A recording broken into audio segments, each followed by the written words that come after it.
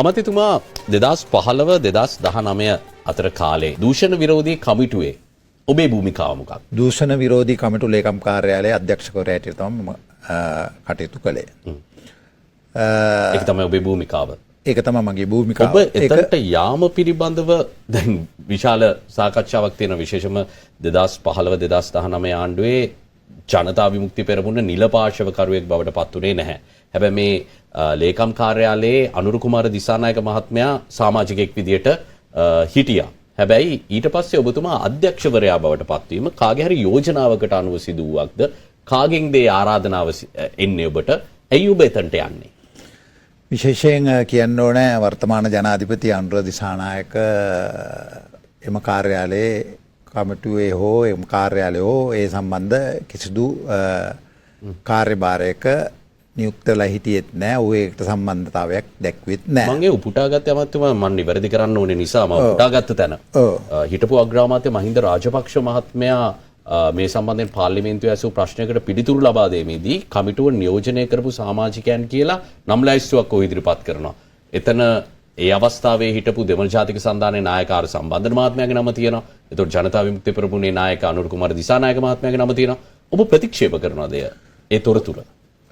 මෙහෙමයි මේ කාර්යාලය සහ මේ සම්බන්ධයෙන් සමාජයේ පැතිරලා තියෙන කාරණා බොහොමයක් ව්‍යාජ කාරණා. මේ ලේඛනය ඇත්ත වශයෙන්ම එහෙම කැබිනට් පත්‍රිකාවක් තියෙනවා. කැබිනට් පත්‍රිකාවක් තියෙනවා ඔය පක්ෂවල සරත් පොන්සේකා මහත්මයාගේ නම, සම්බන්ධන මහත්මයාගේ නම, අනුර දිසානායක. මේම කැබිනට් පත්‍රිකාවක් කැබිනට් තීන්දුවක් ඔවුන් යහපාලන ආණ්ඩුව කාලේ අරගෙන තියෙනවා. පසු කාලේ මම මේ අමාත්‍ය මණ්ඩල පත්‍රිකාව දැක්කා. මේ අමාත්‍ය 2015 පෙබරවාරි මාසේ වගේ පෙබරවාරි මුල වගේ. එතකොට මේ පත්‍රිකාව තමයි පාවිච්චි කරේ මුළු කාලේ පුරාම අනුර දිසානායක මේකට සම්බන්ධයි කියලා කියන්න පාවිච්චි කරපු ප්‍රධානම ලේඛනය මේක තමයි. ඔහු එක රැස්වීමකටවත් ආවේ නැද්ද? මෙහෙමයි.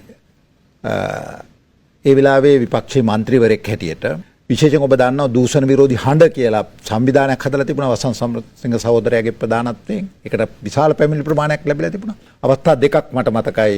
හොයවිලා ඒ කාරණා ඉදිරිපත් කරා. හිටපු දෙකකට ඇවිල්ලා මේ කාරණා ඉදිරිපත් කරා. මේ වගේ විශාල ප්‍රමාණයක් කොට ලැබිලා තියෙනවා. මේ පැමිණිලි සම්බන්ධයෙන් වහා ක්‍රියාත්මක වෙන්න ඕනයි කියන යෝජනාව ඔහු ඉදිරිපත් කරා. මම හිතන්නේ මේක පාර්ලිමේන්තුවේ ඔහු ග්‍රන්ථයෙන් මතු කරා.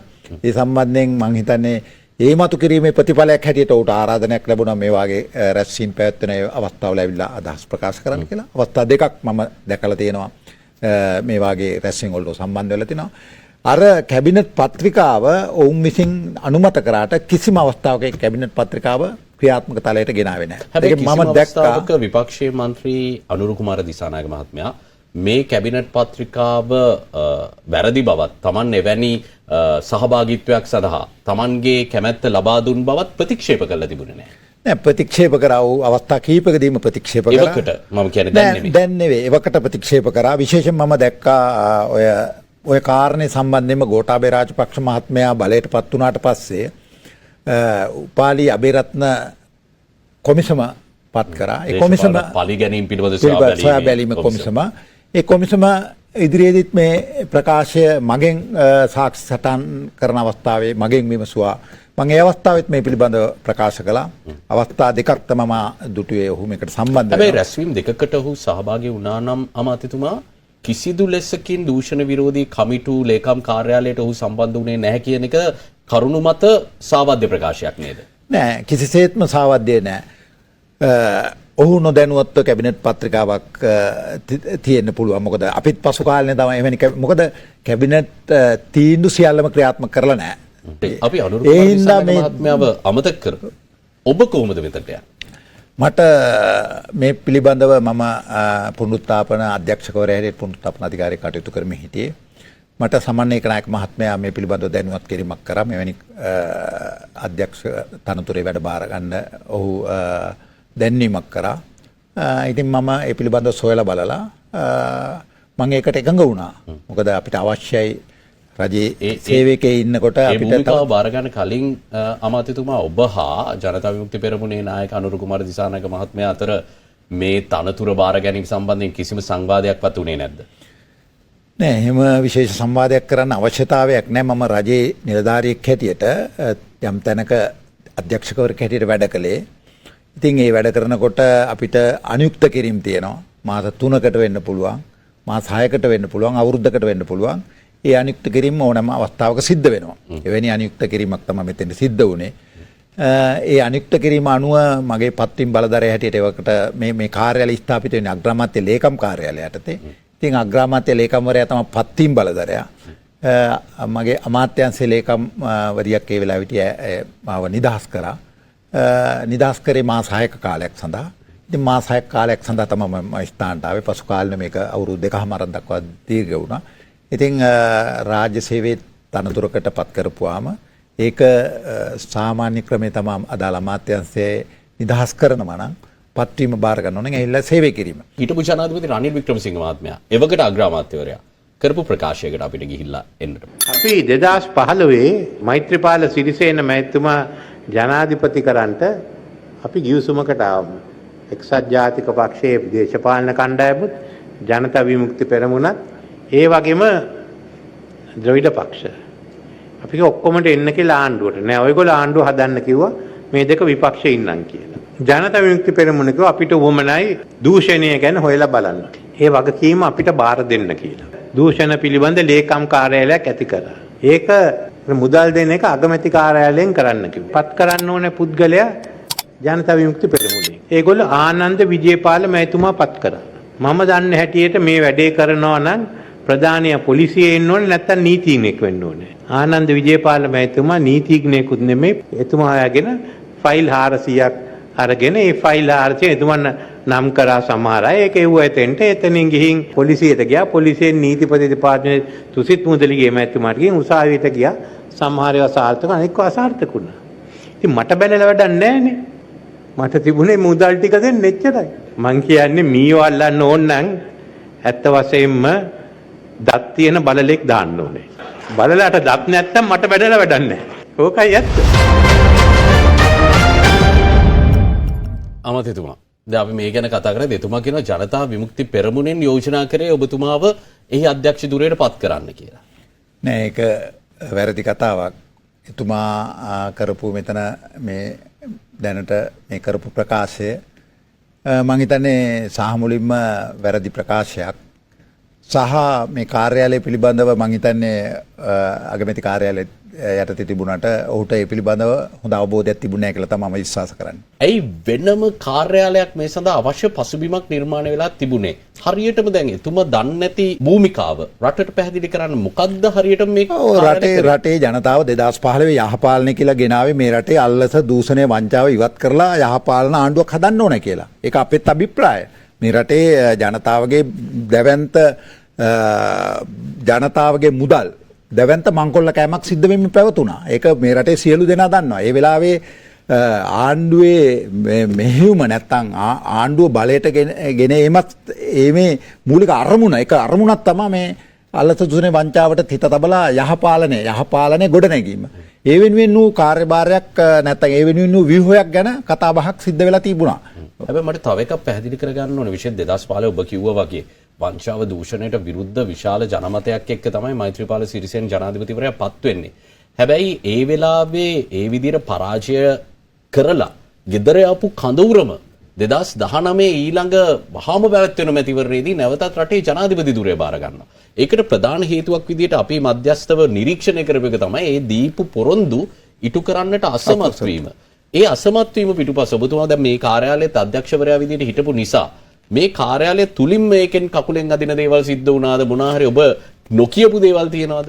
ඇත්තවශයෙන්ම දැන් රනිල් මහත්මයා මෙවැනි ප්‍රකාශ කරාට ඔහු සහ මෛත්‍රීපාල සිරිසේන මහත්මයා මේ කාර්යවලිය දිගටම පවත්වාගෙන යන්න ඉඩකඩ දුන්නේ නැහැ. හොඳම උදාහරණය තමයි බැඳුම් කර වංචාව පිළිබඳව රනිල් මහත්මයාට එරෙහිව පැමිණිල්ල අපේ කාර්යාලයෙන් යනවා.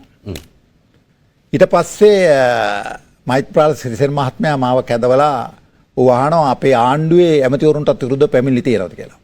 මං කියනවා ඔව් කියලා. ඇමතිවරු හැටියට අහනවා. මම ඉතින් විශාල ලැයිස්තුවක් කියනවා. ඔහුට ඒ පිළිබඳව රහස්‍ය වාර්තාවක් දෙන්න කියලා. මම ඔහුට ලබා දෙනවා. හැබැයි ඔහු කිසිවක් කරන්නේ නැහැ. මෛත්‍රීපාල සිරිසේන ජනාධිපතිවරයා. ඒ වෙලාවේ ජනාධිපතිවරයා. අගමැතිවරයා මේ සම්බන්ධයෙන් කිසිදු ක්‍රියාමාර්ගයක් ගන්නෙ නැහැ. ඔහු නිද්‍රාශීලී විදියට ඔහු කියලා කියනවා. නිද්‍රාශීලීව ඉන්නවා. ඔහු මුදල් ජනාධිපති කාර්යාලයෙන් ප්‍රතිපාදන වලින් දෙන්නේ. හැබැයි ඔහු මේ සම්බන්ධයෙන් කිසිදු උනන්දුවක් දක්වන්නේ නැහැ. ඔහුගේ අමාත්‍ය මණ්ඩලය, ඒ කියන්නේ රනිල් මෛත්‍රී අමාත්‍ය මණ්ඩලයේ ඇමතිවරුන්ට මම ඕනෑ නංගන් සහිතව කියන්නම්. ඇමතිවරුන්ට එරෙහිව අපි පැමිණිලි මේ කාර්යාලයට ලැබුණු පැමිණිලි දීලා තියෙනවා FCID එකට විමර්ශනය කරන්න. එහෙම දීලා තියෙනවා. හැරිසන් ඇමතිවරයා, රාජසේන රත්න ඇමතිවරයා වගේ විශාල ඇමතිවරුන් ප්‍රමාණ රවි කරුණානායක ඇමතිවරයා ඒ වෙලාවේ මං හිතන්නේ මුදල් ඇමති ඔහුට විරුද්ධව පැමිණිලි දෙකක් දීලා තිබුණා. ජොන්ස්ටන් ප්‍රනාන්දු ඒ පරණ ඇමතිවරු, අලුත් ඇමතිවරු මේ සියල්ලටම එරෙහිව පැමිණිලි ලැබුණා ජනතාවගෙන්, දේශපාලන පක්ෂ වලින්, විවිධ සංවිධාන වලින්, සිවිල් සංවිධාන වලින් පැමිණිලි මං කිව්වේ 1000 ගණක් ලැබුණා. මේ අතරින් 500කට ආසන්න ප්‍රමාණයක් බරපතල මූල්‍ය අපරාධ හැටියට හඳුනාගෙන අපි මේ විමර්ශනය සඳහා දුන්නා. හැබැයි මේ විමර්ශන අඩපණ කරන්න මේ දෙපළම කටයුතු කරා. මොන විදිහටද? බලපෑම් කරා. සමහර ඒවා ඔබ පසුගිය අපි මේ අවුරුදු 2කමාරක් මාස 30ක කාලයක් මේකේ හිටියා. මුල් අධියර ක්‍රියාත්මක වෙනවා. ඒ කියන්නේ FCID එක හරහා යම් විමර්ශනයක් සිදු වෙනවා. විමර්ශනය සිදු වෙලා මං හිතන්නේ පැක්ස් රිපෝට් කරලා සමහර අත්අඩංගු දෙන්න සිද්ධ වෙන බී රිපෝට් එකක් දාලා අත්අඩංගු දෙන්න. එතනින් එහාට නීතිපති දෙපාර්තමේන්තුවට සමහර ඒවා යනවා, සමහර ඒවා අතරමඟ නතර වෙනවා, සමහර ඒවා විමර්ශන නතර වෙනවා. මොකද මේවට යම් යම් බලපෑම් තිබුණා. මේ බලපෑම් හින්දා මේවා අකර්මණ්‍ය වුණා. අර ඔහු කියනවා නීතිඥවරු පිරිසක් එක්ක ඔහු හමු වෙච්ච අවස්ථාවක ඔහුගේ කතාව අතරතුර හිටපු ජනාධිපතිවරයා කියනවා ෆයිල් 400ක් විතර තියෙනවා. මංගාව තමයි ඔරිජිනල් තියෙන්නේ, ජනතා විමුක්ති පෙරමුණ ගාව තියෙන කොපීස් විශේෂයෙන් මෙතනින් 40කට විතර නඩු දාන්න පුළුවන් වුණා. අනිත් ටික හිස්. ඕනනම් මගේ ලේකම්තුමයන්ගෙන් ඉල්ලුවොත් කියයි කියලා. ඔව් මං කිව්වේ ඒක තමයි එතුමාට මං හිතන්නේ ඒ පිළිබඳව හොඳ අවබෝධයක් තිබ්බේ නැහැ. එතුමාලාගේ ඔරිජිනල් ෆයිල් නැහැ. එතන තිබ්බේ හිස් කොපි ෆයිල්. ඒ කියන්නේ අගමැති කාර්යාලයේ තිබුණ කොපි ෆයිල්. අපි සමන්වේක නායක මහත්මයාට බාර දීලා ආවේ ඔහු විසින් පත් කරලාද අතිරේක ලේකම්වරු කීප දෙනෙකුට මේක බාර දීලා ආවේ කොපි ෆයිල්. ඔහු හිතාගෙන ඉන්නවා ඔරිජිනල් ෆයිල් කියලා. කොපි ෆයිල් බාර දීලා තිබුණ ඔරිජිනල් ෆයිල් දීලා තිබුණේ FCID එකට. මොකද විමර්ශනය යන ආයතනයේ මේ ෆයිල්ස් කොතනද තියෙන්නේ? FCID එකේ තියෙන ෆයිල් අපි දන්නේ FCID එක ඔවුන් ගෝඨාභය රාජපක්ෂ මහත්තයා ආණ්ඩු වෙනස් වුණා වහලා දැම්මා. ඒ ෆයිල් CID එකට දැම්මා. ඒ ෆයිල් අත්හාරගත වුණා. ඒ සියල්ල වුණා. තව ෆයිල් ඔරිජිනල් ෆයිල් යම් ප්‍රමාණයක් තුසිත මුදලේ මහත්මයාගේ බාරයට පත් කරා. අග්‍රාමාත්‍ය කාර්යාලයට අපි ලබා දුන්නේ කොපි. ඔහු හිතාගෙන ඉන්නවා ඒ ඔරිජිනල් කියලා. සහ ඔහු කියනවා එක් අවස්ථාවකදී අපි ෆයිල් අරන් ආවයි කියලා. මම ඔයිට පෙර දැක්කා. ඔහු දන්නේ නැහැ රාජ්‍ය සේවයේ නිලධාරියෙක් ඒ තනතුරෙන් යනකොට ඒ සියල්ල බාර දීලා විධිමත් පරිදි බාර දීලා අස්සන් ලේඛනයක් සහිතව බාර දීලා එකින් එක බාර දීලා යන්න ඕන. මම මේක විධිමත් පරිදි බාර දීලා තමයි ගියේ. මොකක්වත් අපි අරන් යන්න අවශ්‍යතාවයක් නැහැ. එහෙම අවශ්‍යතාවයක් පැන නගින්නෙත් නැහැ. ඔබ මේ දූෂණ විරෝධී කමිටු ලේකම් කාර්යාලයෙන් දීමන ලබා ගත්තද? මෙහෙමයි. මම පාර්ලිමේන්තුවේ පහුගිය දවසක ප්‍රකාශයක් කරා මම වැටුප් ගත්තේ නැහැ දූෂණ මර්දන ලේකම් කාර්යාලයෙන්. ඊට පස්සේ ඔවුන් ඇවිල්ලා පෙන්නවා 1285167 ගෙවලා තියෙනවා. ඔවුන් මේ කතා කරන බොහෝ දෙනා දන්නේ නැහැ වැටුප් කියන්නේ මොනවද කියලා. මං මුල් වැටුප මගේ මුල් සේවා ස්ථානයෙන් ගත්තේ. මම විතරක් නෙවෙයි මේකට ඔඩිටර් ජෙනරල් දෙපාර්තමේන්තුවෙන් ආවා, විවිධ ආයතන වලින් ආවා, ඇවිල්ලා මේකේ රාජකාරී කරා. මේ සියලු දෙනාගේ මුල් සේවා ස්ථානවල වැටුප් ගත්තා. ඒ කියන්නේ පුනරුත්ථාපන අධ්‍යක්ෂකවරයා විදියට වැටුප මගේ නිවාඩු ලබා ගත වැටුප් සහිත නිවාඩු. වැටුප මුල් වැටුප පත්වීම් ලියුමේ තියෙන්නේ ඔබගේ අමාත්‍යංශයෙන් ගෙවනවා කියලා. සමන්වේක නායක විසින් නිකුත් කරපු. එතකොට අගමැති කාර්යාලය, ජනාධිපති කාර්යාලය මේ වගේ සුවිශේෂ ආයතන වලට සහිතව තමයි රිලීස් කරේ ඔබ.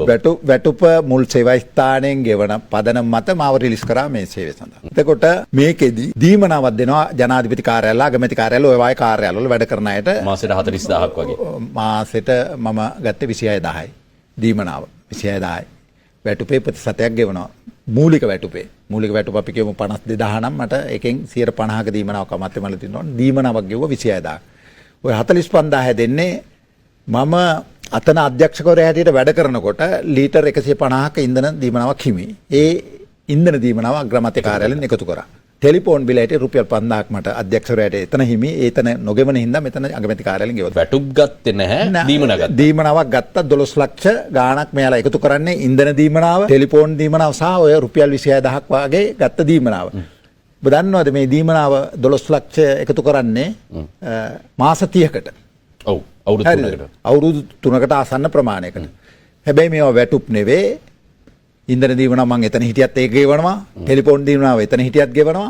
මේ අතිරේක දීමනාවත් මේ වගේ කාර්යාලවල වැඩ කරනකොට මගේ උපරිම 26000 ගානක් තමයි මම ඒ දීමනාව අරන් තියෙන එක මාසයකට. එහෙම දීමනාවක් ලැබලා තියෙනවා. එහෙම නැතුව වැටුප් මේ වෙනුවෙන් දූෂණ මර්දන කාර්යාලය ගිණුම් මාසයක් තිබෙත් නැහැ. එහෙම වැටුප් ගෙවෙත් නැහැ. අගමැති කාර්යාලයෙන් කැබිනට් තීන්දුවක් අනුව අර අගමැති කාර්යාලය ජනාධිපති කාර්යාලය වලට විශේෂ දීමනාවක් තියෙනවා. එවැනි දීමනාවක් මෙතෙන්ට කර ගෙවුවේ සහ මේ දීමනාව ගෙවනකොට අමාත්‍ය මණ්ඩල පත්‍රිකාවක් තියෙනවා. යම් අවදානමක් සහිත රිස්ක් එකක් සහිත රැකියාවක් හැටියට තමයි මෙතන හඳුනාගෙන තිබුණේ. එහෙම කාර්යයන් තමයි කරේ. ඉතිහාසයේ පළවෙනි වතාවට ඇමති මණ්ඩලයේ ඇමතිවරයා ඉද්දී මේ කාර්යාලයේ ඇමතිවරයාට විරුද්ධ පැමිණිල්ලක් දෙනවා. එහෙම හැකියාවක් තිබුණ එකම කාර්යාලය. එහෙම කරා.